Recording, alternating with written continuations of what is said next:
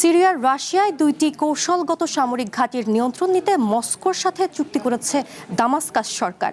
এই সমঝোতা অনুযায়ী খমেইমিম বিমান ঘাঁটি এবং তার্তুস নৌঘাঁটিকে এখন থেকে যৌথ সামরিক প্রশিক্ষণ কেন্দ্র হিসেবে ব্যবহার করবে মস্কো ও দামাস্কাস।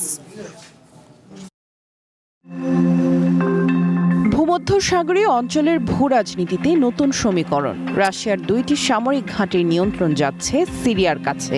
চুক্তি অনুযায়ী ঘাঁটি দুইটির সামরিক অংশগুলোকে এখন থেকে যৌথ সামরিক প্রশিক্ষণ কেন্দ্র হিসেবে পরিচালনা করবে মস্কো ও দামাস্কাস। 2024 সালের ডিসেম্বরে সাবেক স্বৈরশাসক বাশার আল আসাদ সরকারের পতন হয়। এরপর থেকেই এসব ঘাঁটির ভবিষ্যৎ নিয়ে মস্কোর সাথে দর কষাকষি চালিয়ে আসছিল বর্তমান প্রেসিডেন্ট আহমেদ আল শারার প্রশাসন। লাইফে কখন কি হয় গ্যারান্টি আছে? তাই ইন্স্যুরেন্স করুন সিটি ব্যাংকে, কারণ ইন্স্যুরেন্স করলে সিটিতে সুরক্ষা পাবেন নিশ্চিতে। নতুন প্রেসিডেন্ট 2 দফায় ক্রেমলিন সফর করে ভ্লাদিমির পুতিনের সাথে বৈঠক করেন। অবশেষে 1.5 বছরের আলোচনা চূড়ান্ত রূপ নিল। সিরিয়ার পররাষ্ট্রমন্ত্রী আসাদ আল শাইবানি এরই মধ্যে ঘাঁটি দুইটি পরিদর্শন করেছেন। দেশটির রাষ্ট্রীয় সংবাদ সংস্থা সানা জানিয়েছে, আগামী 3 মাসের মধ্যে এই দুই ঘাঁটির সব বেসামরিক অংশ সিরিয়া সরকারের কাছে হস্তান্তর করা হবে। বাশার আল আসাদের পতনের পর এই সমঝোতাকে মস্কো দামাস্কাস সম্পর্কে সবচেয়ে বড় অগ্রগতি হিসেবে দেখা হচ্ছে।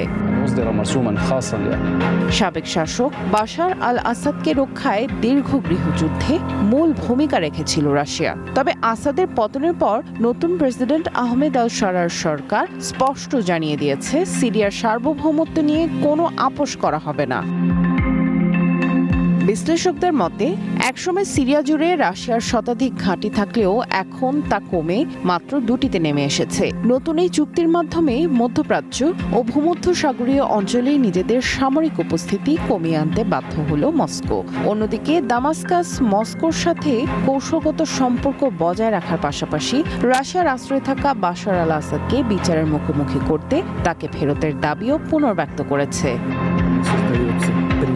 আসাদ পরবর্তী যুগে রাশিয়ার সাথে সম্পর্ক বজায় রাখার পাশাপাশি পশ্চিমা ও আঞ্চলিক শক্তিগুলোর সাথেও দূরত্ব ঘুচিয়ে আনছে সিরিয়ার সরকার। এরই মধ্যে আমেরিকা দেশটির উপর থাকা প্রধান অর্থনৈতিক নিষেধাজ্ঞাগুলো তুলে নিয়েছে।